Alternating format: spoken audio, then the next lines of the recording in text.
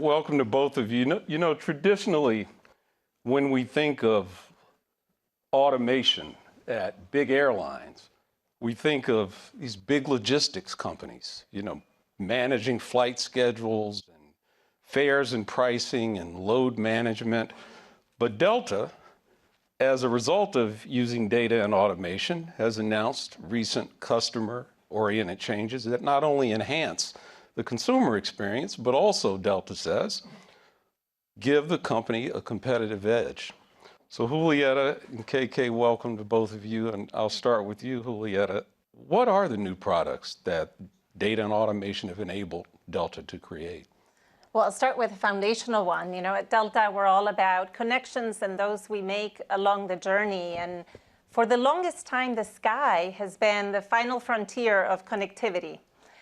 So a few years ago, we set out to change that and bring connectivity at 30,000 feet and the quality that you would get on the ground, right? So, and I'm pleased to share that on February 1st, just a few weeks ago, we launched free Wi-Fi for all customers. I see some thumbs up, so that's awesome. And so that's on 540 aircraft. It's in partnership with T-Mobile. It's 80% of our domestic system. And we're not stopping there. We're actually continuing all the way to the end of 2024, where we will have every single flight with free Wi-Fi. So international flights, regional flights, and of course the domestic ones. And I think what's most exciting is that what free Wi-Fi brings and unlocks, which to us is a new customer experience. And that's because it's powered with personalization. It's powered by membership.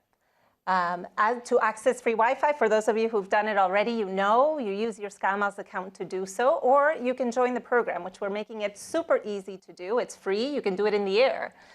And what that does is that it helps us understand our customers better, understand their preferences, the way they travel, how they prefer to travel, how they prefer to be communicated to, what are their service requests, what are their needs along the way. And so the more we get to know about our customers, the better we can serve them. And this has been an incredible opportunity. We've been leaning into personalization more and more at Delta.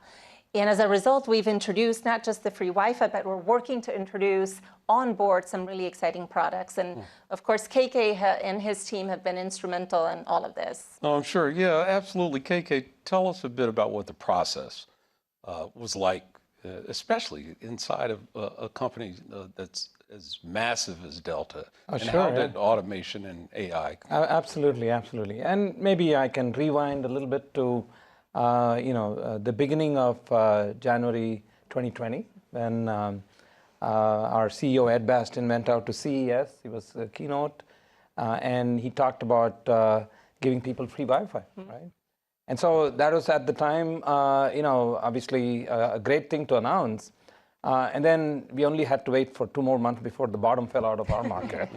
Yes. So you can imagine that was a tough process to try to bring something like this back. But the important thing is there were a couple of other things that we did during the time that we had such bad times during the pandemic, right? One was we said that we'd take a bold step of moving to the cloud, because I think that was one of the important things that has supported all of what we've done since then as well. And what that meant to us was, obviously, one side of it was scale. The other side of it was to say we want to be resilient. There were a lot of people talking today earlier about being available in multiple regions and being able to leverage the technology from multiple areas and all of that. And so that has very much been an underpinning of Wi-Fi, right? In terms of, yes, we need the all the technology on board, all the the bandwidth, all those things. But in addition, people signing up is the first thing that happens, right? Because they may not be signed up. And so not only are people signing up on board, but they're signing up leading up to even Feb 1. So we need the scale on one side. And so that's been extremely, extremely helpful to make sure that we have a phrase called continuously available. We want some of these very fundamental services to be continuously available. And so that's been part of what we got to do during the pandemic, and that was one aspect of it.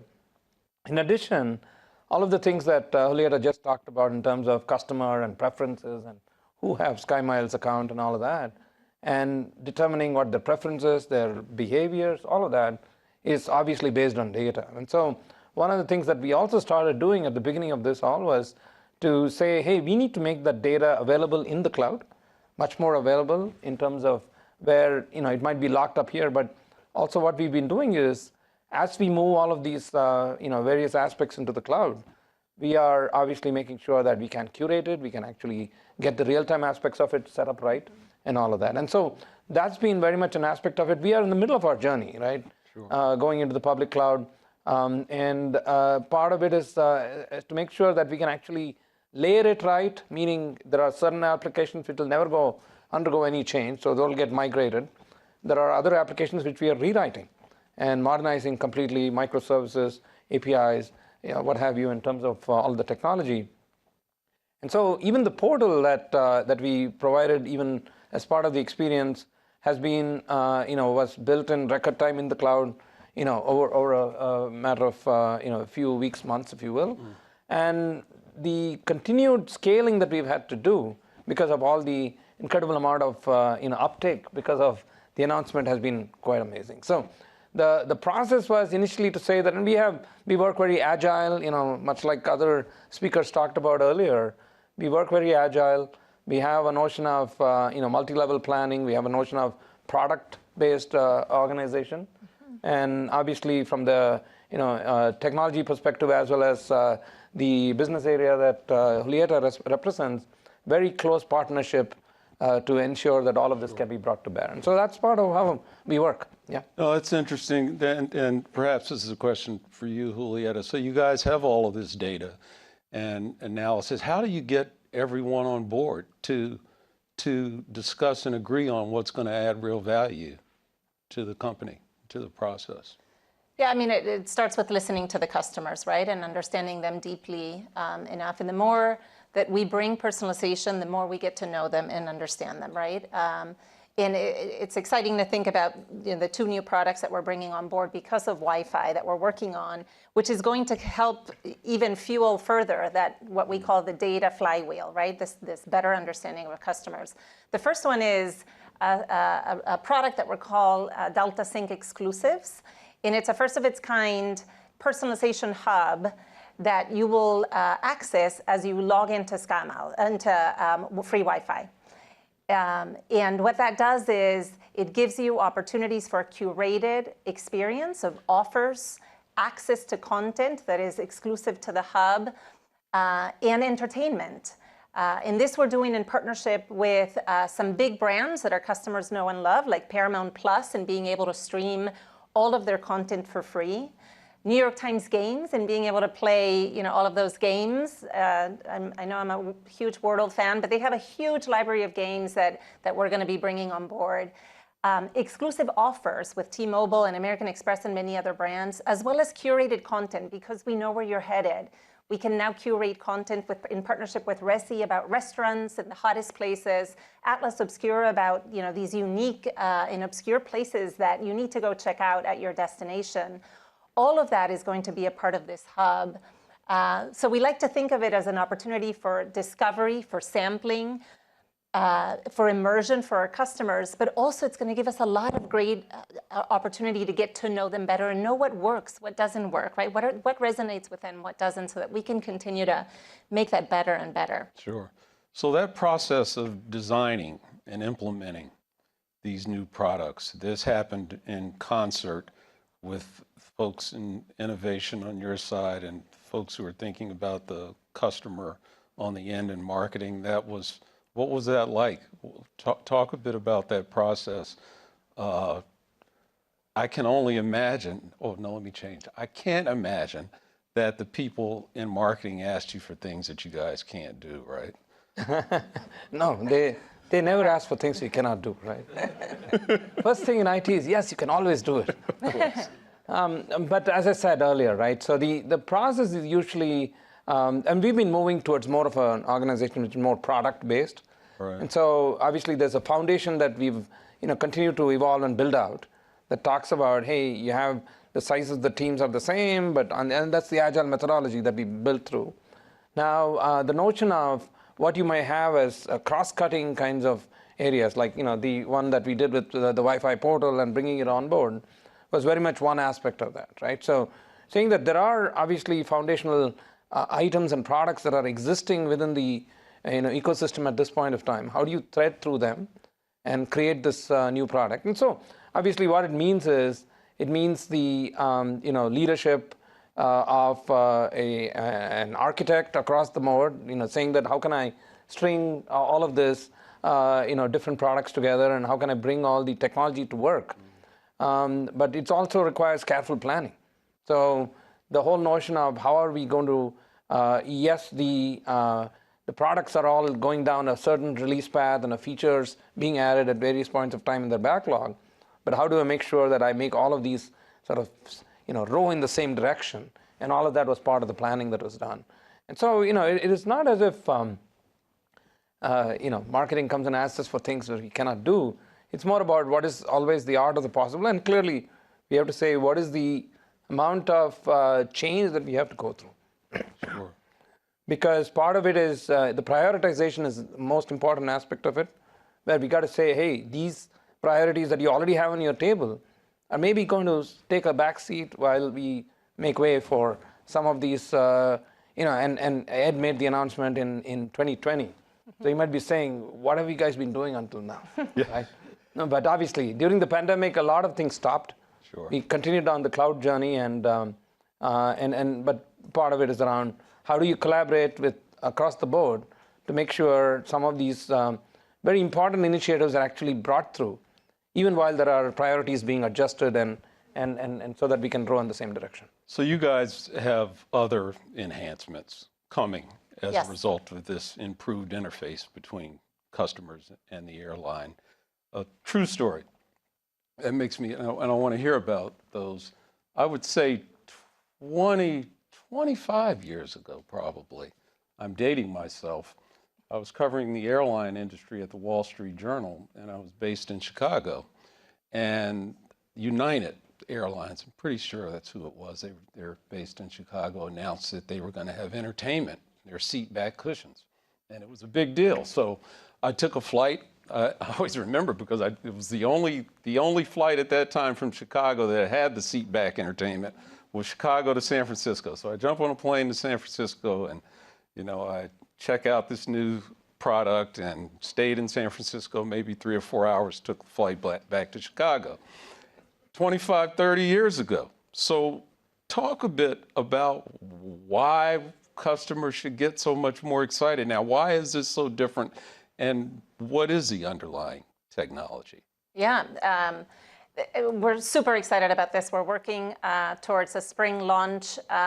It's about our seat back screens, and that was, I think, era number 2. The first era you may all remember, for those who are maybe my age. There was one screen in the entire aircraft, right? And we all see the one movie, right? It was right. era number 1 of entertainment on board. Era number 2 is where, in some ways, where we are today, right?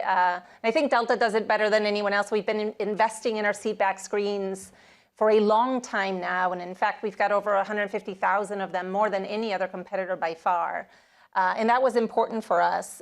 We've also invested significantly in the content, which is why today we have over 90% of our customers engaging with those screens on any given flight. 90%. I mean, you name a platform or a product that does that kind of pull. And so it's incredible. And what's most incredible is that it's a one-size-fits-all experience today.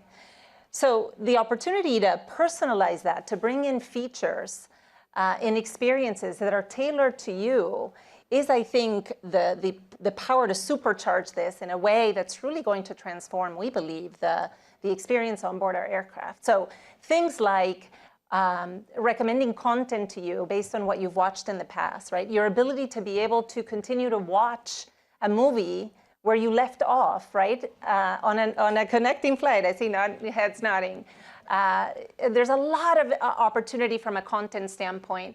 There's also opportunity, because we know you, to be able to then also give you real-time information about your travel, right? So notifications that pop up in the screen that says your bag just boarded, right? Or Your connecting gate is changing, right? All of the things that help you on your journey.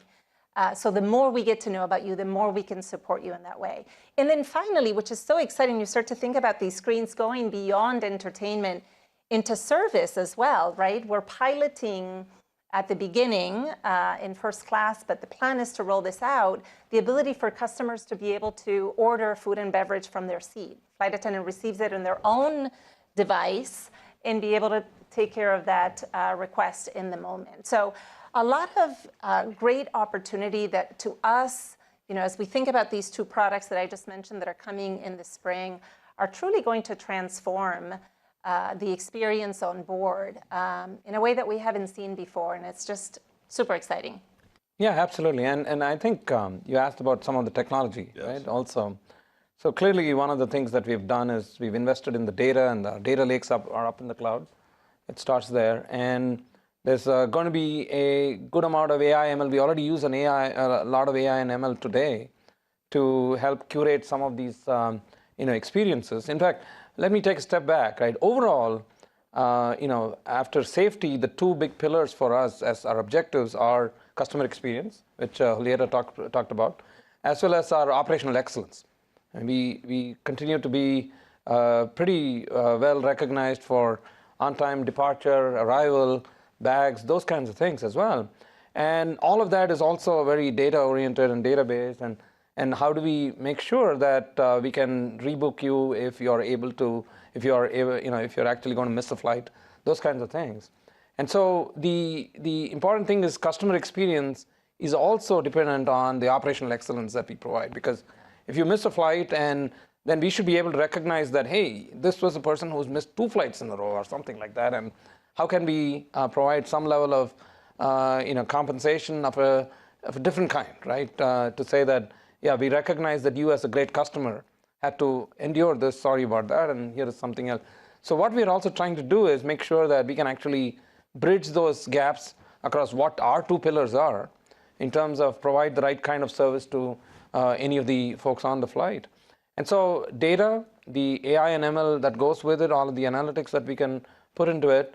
But in addition, of course, being in the cloud just allows us to, as I said before, just scale. And there were instances even in the last few weeks and months where we had flight requests because of all of the the weather issues and all of that, 5x times the amount of normal requests that we have, which we wouldn't have been able to handle in a graceful way unless we were already in the cloud. And so again, this is part of our journey to the cloud, and in the end, we still have. If you book a flight on Delta, it goes back to the mainframe, and those workhorses are chugging away in the background.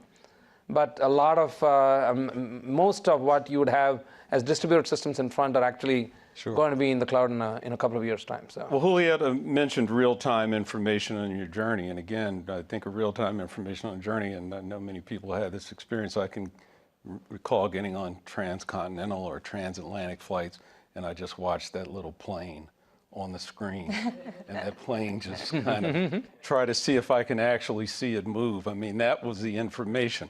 When your boss, when Ed Bastian made this bold announcement in January 2020, did you have any idea what you were going to do? First we said, wow. But it is also into the notion of how we know our own service, broadband service at our homes, right?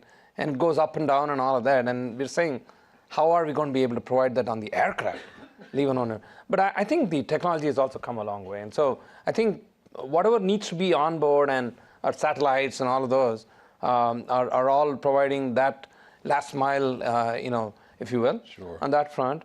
But in addition, it also goes back to, from a cost perspective, how are we going to support it and all of that. And so all of those have been things that we've been working through and working out. I mean, none of it in the end, I say, is a technology problem. It's all getting the right people together, getting all of the processes together, and getting it done. And that's.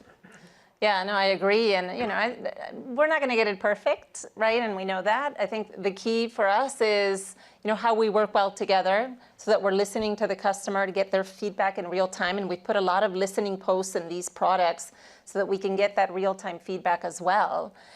Acting on it with agility and speed, right? And so, what's that process? What's that organization that allows us to be agile within? And then putting it out and listening again, right? To see if we got it right, if this is moving in the right direction, so that we're constantly, optimizing and improving that experience. No, you guys are terrific. I hate we're out of time. Do you have any news to break? Any news? Those are my two news. We'll be very busy for a while. Thank you both. Thanks very much. Keep climbing, right?